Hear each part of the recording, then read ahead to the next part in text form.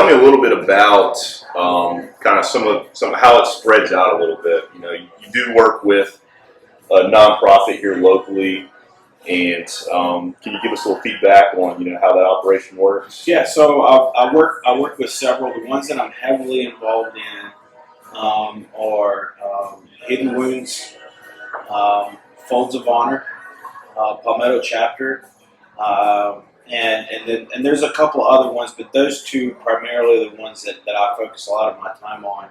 And with Hidden Wounds, I actually was one of the co-founders. We started Hidden Wounds in 2009, 2010 time frame, and it was after a family member and a lot of other Marines. We were tired of losing our friends and family members to suicide, and them looking and asking for help in the places where we're told to go look for it, and it's just not getting to us fast enough. Yeah. And so we saw that there was a need for it, and that the problem was that when people are asking for help, they're either not getting it or they don't know how to ask for help, and that the people that want to help aren't equipped with the knowledge or the tools on how to help. Yeah. And so it was a tough thing to start. There was nothing like it at the time. Now there's a good bit of organizations in our community here in the Midlands that help in that area, but we're still active. We partnered with a couple different organizations because we're all volunteer. I don't get paid to do any of the volunteer work that I do. And let me ask you this: yeah. The organization itself, y'all are actually working with people that are right here in this community, correct? Like in the Midlands area, right? So when we first started, we never had an intention of leaving the area. Yeah. We knew that when the time would come, we would look into it. But word travels so fast. We live in the age of social media. There's really no boundaries or lines anymore. Sure. And we've helped people in over 20 states. We've helped. I've helped people outside of the country, service members that are stationed in other countries. Yeah. I had my first case. There was a Marine that I helped out that was stationed in Romania, who was suicidal and didn't have any access to resources because he was not at his home base. Yeah. And there shouldn't be any reason if someone's asking for help, which is the hardest part. It's the first step in getting better is recognizing that you have a problem with any kind of situation. But it's recognizing that you have a problem and then asking for help. Yeah. Those are the two hardest things to do, especially when you're dealing with mental health. And in this particular situation, this Marine recognized he had a problem. He asked for help, and he was told, well, he had to wait. And he had called his mom and was crying to his mom and said, look, these are the ideations that are going through my mind. I have access to weapons and ammunition, and I'm scared that I'm going to kill myself.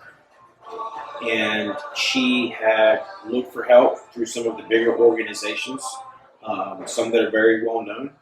And because of where he was, they couldn't help him. And so she did a Google search on PTSD, South Carolina, ended up finding Hidden Wounds and called us. And for us, it was just another routine phone call where a family member is in distress and is asking for help for a loved one. And we said, absolutely, we can help. Yeah. Where is he? Because those are the type of questions we want to know. Where are they? Do they have a weapon? Are they safe? And she let us know he was in Romania. And that was the first time that had come across. And she let us know that there were these other groups that she'd called. Nobody would help her. And we didn't know how we were going to do it, but we said, don't worry about it. We've got this. We're going to take care of it. And so, again, with the power of technology and social media, we made contact with this Marine who's always up to sharing his stories. I'd love for you to maybe get a chance to meet him one day. But we talked to him through Facebook Messenger of all things. Yeah. And with the time difference, it was like 2 or 3 o'clock in the morning. Anytime I was able to talk to him, so I spent a lot of long nights, as well as people on our team, talking to him, and it helped him. And we were able to. He was able to hold off on thinking about doing anything, and committed to us that he would wait until he got home to continue working hard on his own recovery and his own path. And so he was able to make it home, continue his military career. He retired a few years later and asked for myself and a couple of the other staff members that talked him off the ledge, you could say, to be at his retirement ceremony, which is a really huge thing in the military community. People who you invite to something like that, or a promotion ceremony. And we still talk to this day. But it's that's just one story of many. And that's what what keeps it going and lets us know that things like that are very, very important.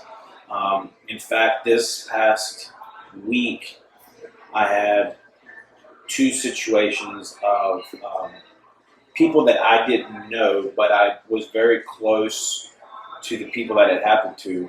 But it was 2 cases of suicide, and they just didn't know. They didn't know what to do. Yeah. Now, Hidden Wounds is focused on pre-suicide, but when it comes to what's called post-vention or post-suicide, we're connected with different organizations that's what they focus on.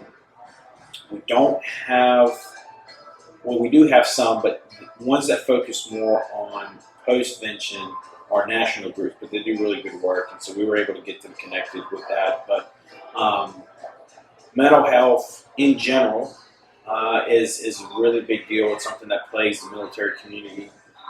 And we've seen with COVID-19 that there's an increase, and there's reports everywhere. Really? But there's a huge increase in now civilian mental health issues with anxiety. So we've been dealing with a lot of civilians calling us and asking us for help. And we don't want to turn anyone away, but our services are directed towards the veteran population, the service members and their immediate families.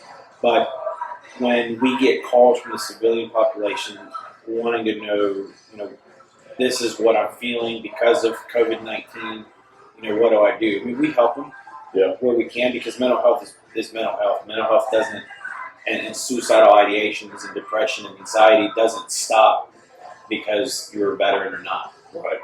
And PTSD isn't just something for the military community. So there's a big misconception that PTSD is only for first responders and military, and it's not. It can affect anyone.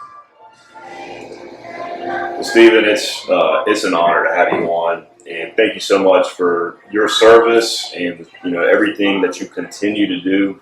It's really amazing. And if there's anything I can do to help you, let me know. And I wish you the best of luck, which you definitely don't need at Northwestern. So I appreciate it. Thank you.